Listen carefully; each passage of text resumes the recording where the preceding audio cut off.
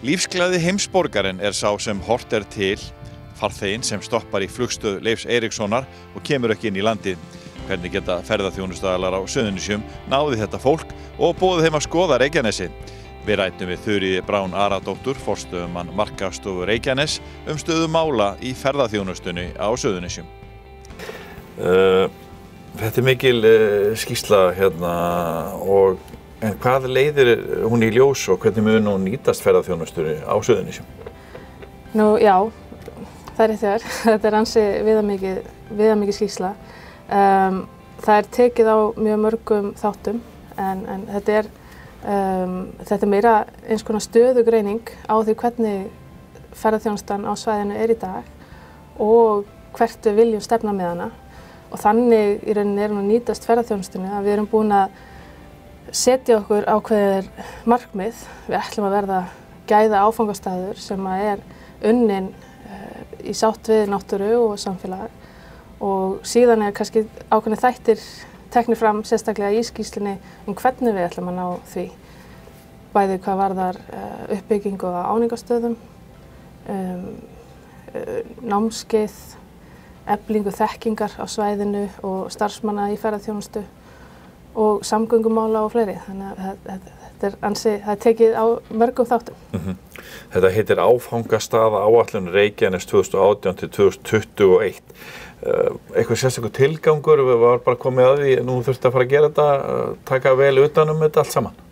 Já, við erum kannski höfum okkar sýn á það hvernig hlutirnir að vera og sveitarfélögin hafa unnið mikið starf hjá sér í stefnum og öðru slíku en kannski ekki alltaf bara út frá ferðaþjónustunni. Þannig að það þurfti í rauninni á landsvísu að gera eitthvað svona samræmt átak í því að draga ferðaþjónustuna fram sérstaklega. Og það í rauninni það sem þessar skýrslur gera og þessar áætlanir allt í kringu landið, að þær eru að segja okkur í rauninni hvernig við viljum byggja ferðaþjónustuna á landsbyggðinni og höfuðborgarsvæðinu og hvernig við getum unnið það sameiginlega og hverjir eiga að vera að gera það. Þannig að þetta mjög þarft plagg alls staðar en þarf náttúrulega að vinnast betur. Þetta aðeins til 3 ára, þannig að í rauninni með útgáfunni núna þá erum við að segja þetta staðan eins og hún í dag og næsta vetur þá þurfum við að taka hana upp og segja hvað ætlum við að gera við hana og hvernig ætlum við að í rauninni að dýpka hana og hvernig ætlum við að vinna verkefnin, hvaða verkefni ætlum við að vinna til að ná þessu markmiðum. Það er ótt að segja að ég búin að vera stór tíðindi í ferðaþjónustunni undanförnu með falli WOW og fleira. En hverjar eru svona helstu niðurstöðurnar sem að þið fáið út úr þessu? Niðurstöðurnar eru náttúrulega kannski þær að ferðaþjónustan viðamikil. Hún kemur víða við, eins og segi, og það eru margir þættir sem að tryggja það að við getum orðið þessi áfangastaður sem við viljum vera. Þetta ekki bara markaðssetning eða uppbygging nýrra áningarstaða eða eitthvað slíkt, heldur eru margir þættir sem að þurfa að vinnast saman og þar koma að verkefni sveitarfélagana og þau verkefni sem að snúa þeim, en ekki síst kannski ábyrgð ferðaþjónustaðalanna sjálfa hvernig þeirra þáttaka og þeirra starf getur haft áhrif á svona heildarmyndina. Þannig að við erum öll í rauninni við erum öll þessi talsmaður ferðaþjónustunnar á einn eða annan hátt. Við erum talsmenn okkar svæðis. Við tölum upp svæðið eða niður svæðið eftir því hvernig okkur líður eða hvernig okkur líst á hlutina. Og með þessu þá erum við kannski að stefna öll í eina átt og erum að tala sama tungumálið í rauninni. Og það það sem þessar skýrslur eiga að vera að gera. Það eiga svolítið að leiðbeina okkur í þá átt. Nú hefur ferðaþjónustan stækkað gríðarlega mikið á landinu og ekki síst hér á Suðurnesjum. Það er verulega mikil munur á því hvað hún hefur að segja hér á þessu svæði eða bara segjum svona 15 ára aftur í tímann sem ekkert langt síðan. En hversu stór ferðaþjónustan á Suðurnesjum í dag? Nú samkvæmt rannsóknum sem voru gerðar í fyrra að þá þá starfa 26% atvinnustarfsemin hvað, 26% af heildaratvinnustarfsemin. Fjórði hver vinnandi maður í ferðaþjónustu? Já. Eða tengist ferðaþjónustu? Á einn eða annan hátt. Og svo náttúrulega spurning hvernig menn skilgreina sig hvort maður að skilgreina sig í ferðaþjónustu. Eru veitingaaðilar allir að skilgreina sig sem ferðaþjónustuaðila eða eru þeir frekar að þjónusta hádegistrafík vinnandi manna hérna á svæðinu og kvenna. En í þessum rannsóknum náttúrulega flugstöðin hefur mjög stóran þátt í þessum heildarpakka. Bláa lónið er mjög stór þáttakandi líka. En svo erum við bara með alveg ótrúlega sterk fyrirtæki og hafa verið að byggjast upp kannski breiðari þjónusta og fjölbreyttari. En mikill hluti af okkar aðilum sem eru starfandi í ferðaþjónustu á svæðinu eru litlir og meðalstórir og sem einkennir svolítið ferðaþjónustuna hjá okkur. Þannig að við þurfum að taka tillit til þess í þessari uppbyggingu sem framundan er. Einhver sérstakir veikleikar, ef við getum sagt að flugstöðin sé vissulega styrkleiki, þá hljóta að vera einhverjir veikleikar líka á svæðinu. Það hefur lengi verið tala að Suðurnesjum hafi gengið illa að láta ferðamannin stoppa hér á svæðinu. Já. En er eitthvað annað sem að þú getur nefnt, eða er það ennþá atriðið? Eða vantar fleiri, hvað ég var að segja, þurfum við að vekja meiri athygli á einhverjum ferðamannastöðum eða á svæðinu eða þjónustu? Hvað er það helsta? Það eru náttúrulega, við erum með töluvert af veikleikum en á sama tíma þá eru þetta tækifæri sem við þurfum að vinna með. Flugstöðin er vissulega stór þáttur í þessu og skammt högg á milli eins og við höfum upplifað. En við þurfum að vera tilbúin að taka við svona áföllum og þannig höfum við í rauninni gert það með í rauninni að fjölga ekkjunum í körfunni. Það eru fleiri aðilar að koma inn á markaðinn. Við þurfum vissulega að ýta á markaðssetninguna og hluti af vinnunni hjá okkur var að fara í markaðsgreiningu á svæðinu og vinna að þessari staðfærslu hvað er Reykjanesið og hvernig viljum við kynna það. Og það eru þættir sem við erum að fara að kynna núna í framhaldinu. Að við eigum mikið inni. Reykjanesið er eins og okkar mantra kemur til með að vera. Reykjanesið er lífæð landsins þar sem að ægifegur fylgir hvert fótmál og það er hverju orði sannara. Við erum að kynna Reykjanesið eða Reykjanesskagann og það eru þetta svæði með 4 sveitarfélaga. Hérna koma menn og konur, hérna koma gestirnir okkar inn til landsins og keyra í gegnum svæðið, hvort sem það stoppar í lengri eða styttri tíma. Við höfum skilgreint þennan markhóp sem viljum ná til og hér í skýrslu Íslandsstofu mjög mikið í rauninni rannsóknarvinna sem þar fór fram en við viljum ná til lífsglaða heimsborgarans sem er tilbúin að ferðast og vill deila ferðalaginu með okkur. Við þurfum að lengja dvalartíman til þess að í rauninni að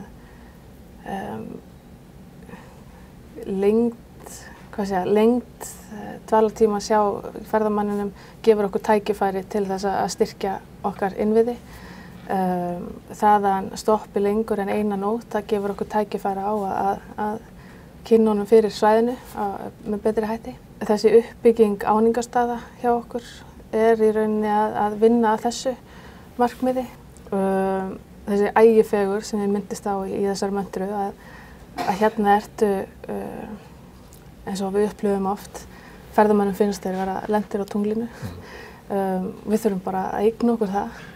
Geopark, jarðvangurinn Reykjanes, segðu okkur lítið frá því. Það er svona gæðastimpill sem að svæði fékk hérna fyrir 2 árum síðan. Hvaða þýðingu hefur þetta í markaðssetningunni til dæmis? Já, svæði núna, þessi 4 sveitarfélög, eru nú í dag Reykjanes UNESCO Global Geopark og það að gerast UNESCO, vera partur af þessu UNESCO verkefni er náttúrulega einstakt. Það eru ekki nema, langar mig að segja, 130 UNESCO geopark allt í kringum í heiminum. Það eru 72 hérna í Evrópu, mjög misjafnir að stærð og gerð og annað slíkt, en til þess að geta orðið geopark og fengið þennan stimpil, og þá þarftu að eiga eitthvað einstakt á heimsvísu, eitthvað jarðfræðilegt fyrirbrigði sem enginn getur í rauninni sagt frá. Og það sem við höfum hér á Suðurnesjunum, þetta eini staðurinn í heiminum þar sem maður getur séð Miðatlantshafshrygginn koma á land og séð hvernig flekaskilin virka á mjög afmörkuðu svæði og í rauninni séð hvernig afleiðingar þess eru. Og þetta bara partur af jarðsögunni sem við erum í rauninni orðin ábyrg fyrir gagnvart heiminum. Og erum bara svona að fylla upp í þessi jarðsögu. Þannig að þetta eitthvað sem við getum unnið með og eigum að vera að vinna með, og þetta í rauninni rauði þráðurinn í okkar markastarfi, að við erum UNESCO Global Geopark. Og með þessu erum við ekki að segja að við erum bara að kynna jarðfræðina, heldur þurfum við líka að segja frá því hvernig að búa hérna, hvernig hefur menningin og mannlífið þróast með þessu landslagi og með þessu hrjóstruga í rauninni landslagi. Það alveg ástæða fyrir því að byggðin eins og hún í dag. Við erum með þessar þéttu byggðir í kringum á Suðurnesjunum. Við erum ekki með dreifða byggð og það náttúrulega landslagið gerir það að verkum. Við erum með jarðhita og svona jarðhita landslag, Gunnuhver og Seltún, og við erum með þessi ægilegu hraun, mismunandi gerðir hrauna í rauninni sem náttúrulega einstakt. Og við þurfum að segja frá því að þetta allt afleiðingar flekaskilana og afleiðingar þessara umróta sem náttúran í rauninni bara veit okkur og gefur okkur tækifæri til þess að deila áfram. Ekki líka talandi styrkleikana, þá kom nú góður ferðamála frömuður Ásbjörn Björgvinsson fyrir nokkrum árum síðan og var verkefnastjóri hjá okkur.